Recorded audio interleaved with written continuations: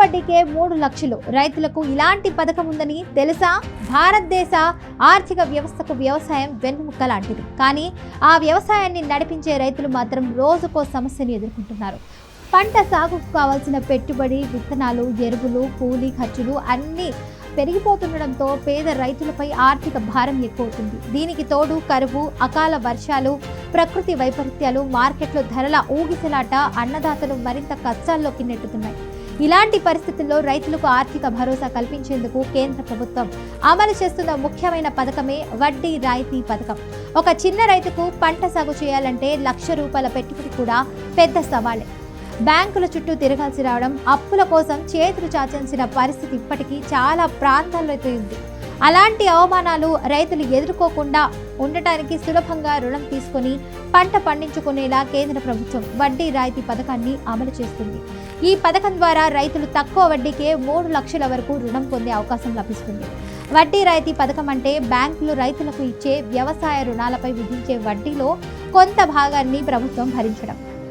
దీనివల్ల రైతులు సాధారణ వడ్డీ కంటే చాలా తక్కువ వడ్డీ రుణాలైతే పొందుతారు. ఇక కిసాన్ క్రెడిట్ కార్డుల ద్వారా రైతులు 3 లక్షల వరకు వ్యవసాయ రుణాలు తీసుకోవచ్చు.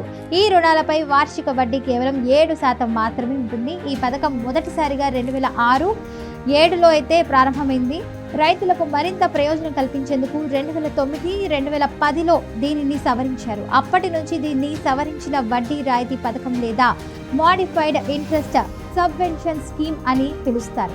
ఈ పథకం కింద రైతులకు ఇచ్చే రుణాలపై 1.5% వడ్డీ రాయితీని ప్రభుత్వం బ్యాంకులకు చెల్లిస్తుంది. దీనివల్ల బ్యాంకులు కూడా రైతులకు తక్కువ వడ్డీకే రుణాలు ఇవ్వగలుగుతున్నారు. ఇక ఈ పథకంలో మరో ముఖ్యమైన ప్రయోజనం సకాలంలో రుణం చెల్లించే రైతులకు లభించే అదనపు రాయితీ.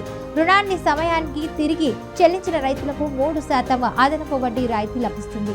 దీనివల్ల రైతులు చెల్లించాల్సిన వడ్డీ రేటు సంవత్సరానికి కేవలం 4% తగ్గుతుంది. ఇది రైతులకు ఎంతో ఊరట కలిగించే అంశం.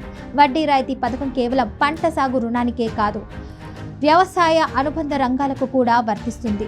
పశుపోషణ, పాడి పరిశ్రమ, పౌల్ట్రీ, ఫిషరీస్ వంటి రంగాలకు తీసుకునే రుణాలపై కూడా ఈ రాయితీ వర్తిస్తుంది. ఈ రంగాల్లో రైతులు 2 లక్షల వరకు రాయితీతో కూడిన రుణాలు పొందవచ్చు. ఈ పథకం ద్వారా రైతులకు లభించే ప్రధాన ప్రయోజనాలు చాలా ఉన్నాయి.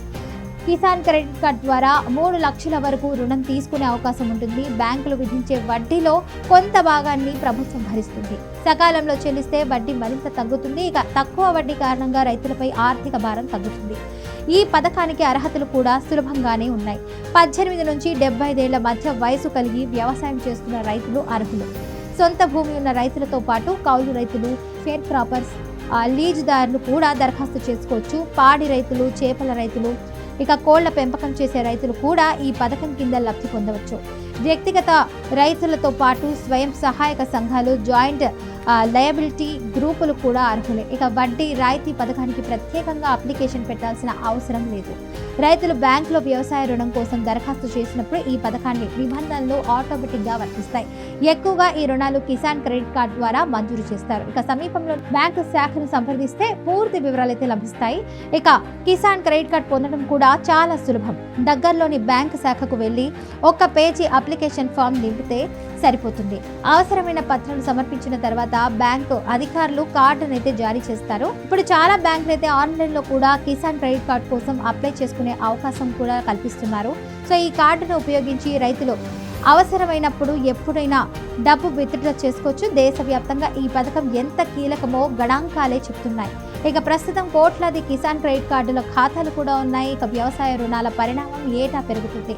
ఇది రైతులకు రుణ లభ్యత పెరిగినప్పుడు స్పష్టం చేస్తుంది. చిన్న సన్నకారు రైతులకు కూడా ఈ పథకం ఎంతో ఉపయోగకరంగా ఉంటుంది.